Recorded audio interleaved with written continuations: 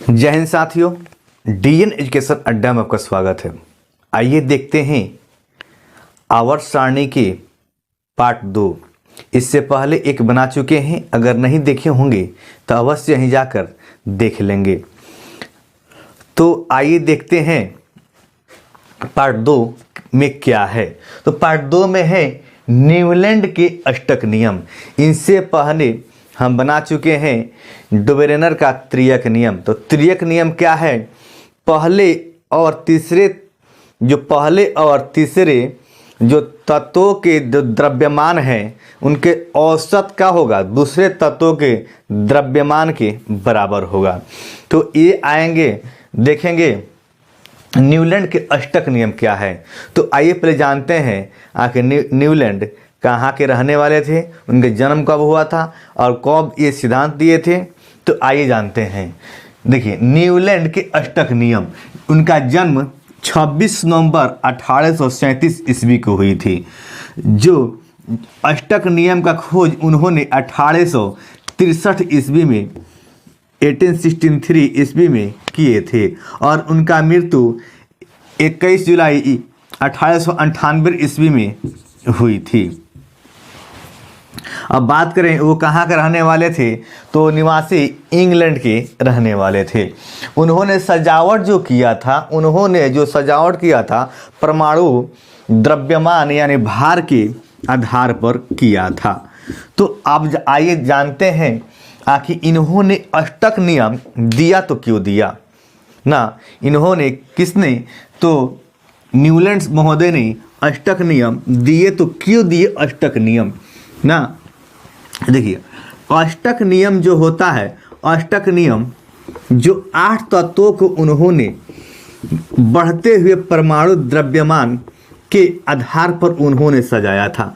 एक बात मैं आपसे बता दूं, डुबरेनर का त्रियक नियम यानी ट्रायड यानी 3 तत्वों का जो ग्रुप था वो, और ये न्यूलैंड का अष्टक नियम, ठीक, और मेंडलीव का आवर्त सारणी अगर बात करें तो ये लोग सब लोग परमाणु द्रव्यमान के आधार पर सजाए थे और मोस्ले साहब ने परमाणु संख्या के आधार पर उन्होंने आवर्त सारणी को सजाए थे। अब देखेंगे ये क्या है, न्यूलैंड के अष्टक नियम क्या है ना। न्यूलैंड के अष्टक नियम क्या है? अष्टक मतलब क्या होता है? 8। तो आइए देखते हैं। हम लोग स्वर यानी गाना हम लोग गाते हैं, जैसे सा रे गा मा पा धा नी सा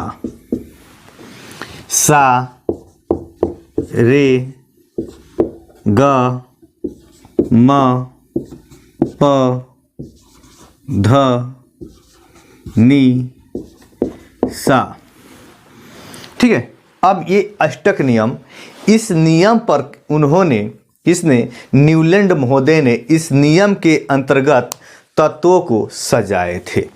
देखिए किसके अंतर्गत, तो देखिएगा ये हम गाना भी गाते हैं, सा रे गा मा पा धा नी सा रे गा मा पा धा नी सा।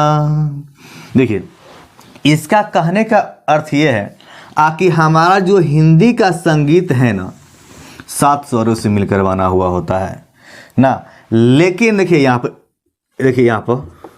1 2 3 4 5 6 7 8 ना, ये 8 तक हो गया।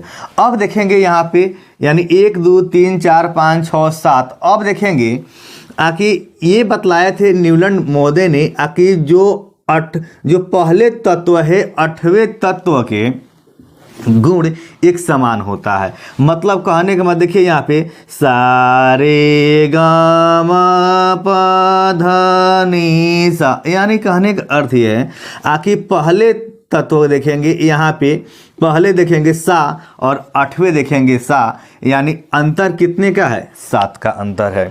यानी पहले तत्व और 8वें तत्व के गुण कैसा होगा? एक जैसा होगा। संगीत में कितने? संगीत में हिंदी संगीत की बात करें तो 7 स्वर होते हैं, और 8वां की बात करें, 8वें हमेशा क्या होती है?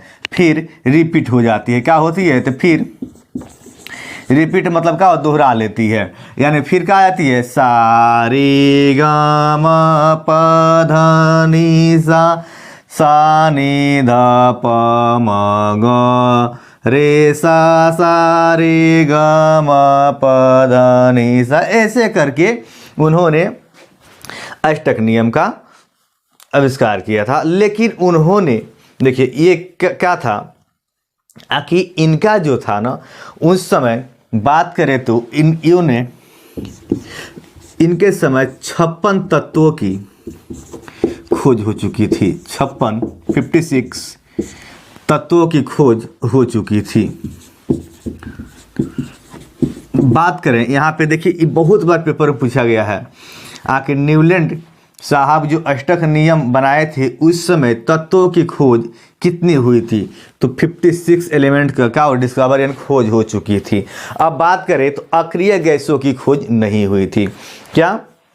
अक्रिय गैसों की खोज नहीं हुई थी।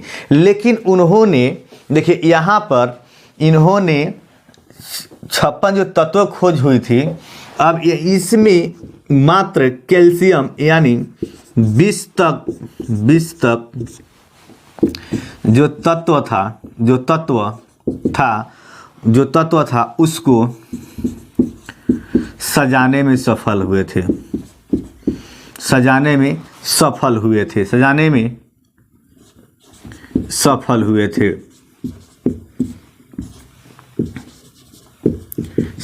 हुए थे। लेकिन बात करें उन्होंने इससे आगे की बात करें तो इससे आगे वो सजा नहीं पाए थे। लेकिन थोरियम तक बात करें, थोरियम तक अपने जो चार्ट बनाए थे, उन्होंने जो थोरियम तक ही का जो तत्व थोरियम तक तत्वों को अपने सारणी में रखे थे।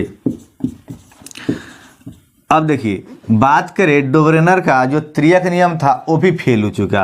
अब इनका बात करें न्यूलैंड का अष्टक नियम, ये भी फेल हो चुका। क्योंकि देखिए यहाँ पे मात्र कैल्शियम तक ही इस नियम के अकॉर्डिंग, इस नियम के अनुसार जो हम एलिमेंट रख सकते थे। लेकिन बात है कि थोरियम तक उन्होंने अपने सारणी में बनाया था। लेकिन उन्होंने देखिए यहाँ पे अक्रिय गैसें की बात करें, अक्रिय गैसों की खोज नहीं हुई थी। और अक्रिय गैसों की बात करें, अक्रिय गैसों की खोज नहीं हुई थी। लेकिन उन्होंने गलती क्या किया था कि उन्होंने जगह नहीं छोड़ा था कि अगला जो तत्व, अगला जो एलिमेंट आएगा, जो भी नए एलिमेंट आएंगे उनको रखा जाए। हो सकता है कि एक जैसा गुण मिल जाए, हो सकता है कि संरचना मिल जाए। उसके आधार पर इन्होंने यहाँ पे कहा बहुत बड़ी असफलता मिली। क्या हुआ? बहुत बड़ी असफलता मिली ना, इनको आगे की ओर ये नहीं बढ़ सके। लेकिन हमको पढ़ना और जानना दोनों जरूरी है, क्योंकि परीक्षा के दृष्टि से ये भी बहुत अच्छा काम किए थे ना, क्योंकि डोबरेनर से तो बहुत अच्छे ही काम किए थे। अब देखते हैं आगे देखेंगे। आगे है देखिए यहाँ पे, ये तो आप हमेशा याद रखिए, सा रे गा मा पा धा नी सा। अब देखेंगे ये जो 56 तक तत्वों की खोज हो चुकी थी। तो देखिए यहाँ की बात करें ना हम, देखिए यहाँ पे बात करें हम 1 का 8, 2 का 9, 3 का 10, यानी बात करें देखिए यहाँ पे डिफरेंट जो है अंतर है कितना है? 7 क्या रहा है ना, यहाँ पे देखिए डिफरेंस कितना का? 7 क्या रहा ना, यहाँ पे देखिए डिफरेंस कितना का? 7 क्या रहा ना। ऐसा ही कितना होगा? इतना पे देखिए यहाँ पर 8, 9, 10, 11, इधर से देखिए 1 यानी 1, 2, 3, 4, 5 ऐसे आ रहा है। यहाँ पे कितना हो जाएगा? 12। इस तरह मात्र कैल्शियम तक ही यानी 20 तक ही तत्व को सजा पाए थे, लेकिन उन्होंने थोरियम तक अपने चार्ट में तत्वों को रखे थे। अब दूसरी बात, अक्रिय गैसों जो थी, अक्रिय गैसों की बात करें ना, जैसे हीलियम, नियॉन, आर्गन, क्रिप्टन, जेनन और रेडन, इनकी खोज नहीं हुई थी। अक्रिय गैसों की संख्या कितनी होती है? अक्रिय गैसों की संख्या मात्र 6 होती है। Helium, neon, argon, krypton, radon और जेनन। देखें, अब देखेंगे आगे बात करें तो उनमें जो परमाणु के बढ़ते हुए द्रव्यमान के अनुसार, किसने? तो न्यूलैंड साहब ने अष्टक नियम में जो बतलाए थे, वो परमाणु द्रव्यमान के बढ़ते हुए क्रम के अनुसार उन्होंने बतलाए थे। और उन्होंने गलती क्या कर दिया था? उन्होंने गलती किया था, देखेंगे कि एक ही वर्ग की बात करें ना, एक ही वर्ग में अनेक तत्वों को रख दिए थे। जैसे हीलियम यहाँ पे नहीं, यहाँ पे देखेंगे सोडियम में है ना कैल्शियम और नियॉन।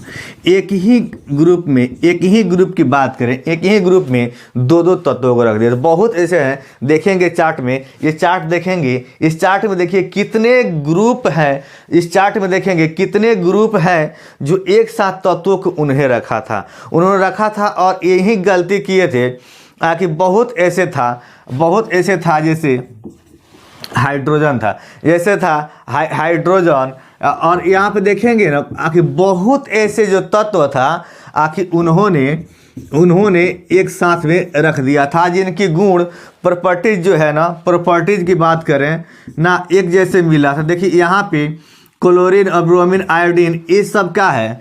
अगर बात करें तो कॉपर, निकल और कैल्शियम, कॉपर, निकल और आयरन को बहुत दूर इनके गुण के जैसा सेमी मिल रहा था, लेकिन बहुत अलग अलग रख दिए थे। ये इन्होंने गलत किए थे। तो इससे जितनी संबंधित प्रश्न इम्पोर्टेंट हैं, इसमें सबको समूहित किए हैं। अगर मेरा प्रयास ये अगर आपको अच्छा लगे तो अपने दोस्तों के साथ शेयर अवश्य कीजिएगा, और मेरे चैनल को अगर नए हैं तो सब्सक्राइब कर लीजिएगा। धन्यवाद।